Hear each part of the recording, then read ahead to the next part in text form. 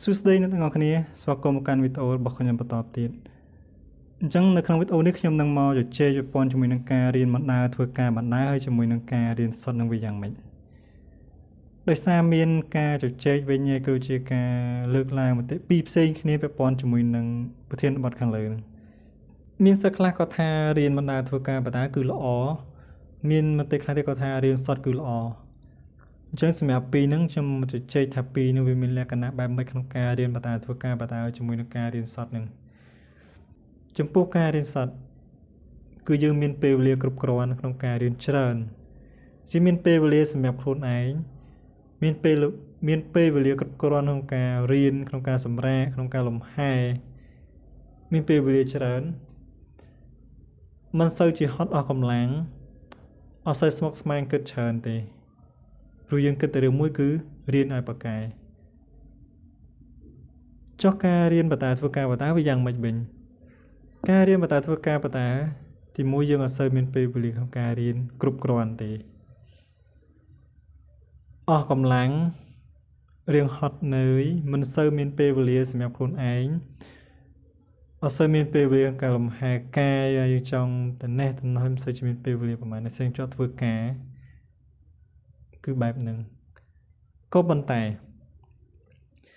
ការរៀនបន្តធ្វើការបន្តគឺវាល្អសម្រាប់សិស្សដែលគាត់ទី1គាត់មានជីវភាពខ្វះខាតទី2គឺគាត់ចង់រកចំណូលបន្ថែមនៅពេលដែលគាត់កំពុងរៀនទី3គឺគាត់ចង់បានបទពិសោធន៍ការងារ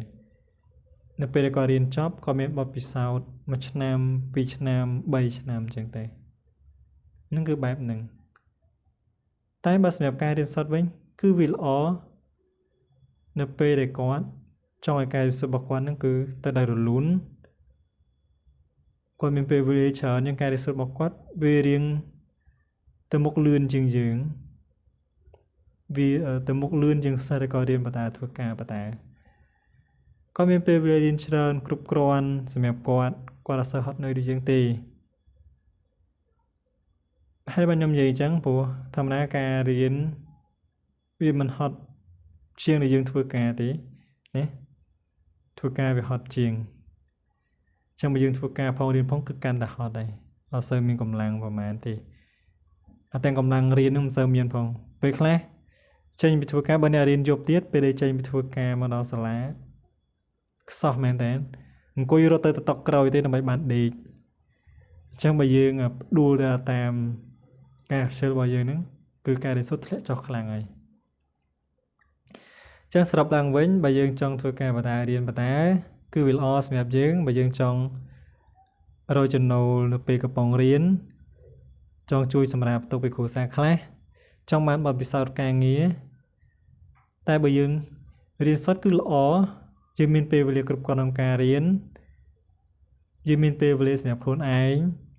ទាំងពេលសម្រាកទាំងពេលលំហែកាយអានេះគឺបែបហ្នឹងអញ្ចឹងរាល់ការសម្រេចចិត្តរៀនបន្តធ្វើការបន្តឬក៏រៀនសុទ្ធគឺទៅលើអ្នកទាំងអស់គ្នាបើសិនបើអ្នកទាំងអស់គ្នាចង់រកចំណូលបន្ថែមចង់ជួយសម្រាប់ទុកគ្រួសារគឺមានជំរឿនមានតែរៀនបន្តធ្វើការបន្តទេហើយបើអ្នកទាំងអស់គ្នាចង់កសាងបទពិសោធន៍ការងារនៅពេលកំពុងរៀនគឺរៀនបន្តធ្វើការបន្តហ្នឹងហើយអញ្ចឹងពីហ្នឹងល្អដូចគ្នារាល់ការសម្រេចចិត្តទៅលើអ្នកទាំងអស់គ្នាសូមធ្វើការសម្រេចចិត្តដោយទំនួលខុសត្រូវខ្ពស់ហើយនឹងស្រាវជ្រាវបន្ថែមនេះខ្ញុំលើកឡើងក៏មិនគ្រប់ជ្រុងជ្រោយដែរអញ្ចឹងរាល់ការខ្វះខាតអ្នកទាំងអស់គ្នាព្យាយាមស្រាវជ្រាវបន្ថែមអរគុណច្រើនជួបគ្នានៅវីដេអូក្រោយទៀត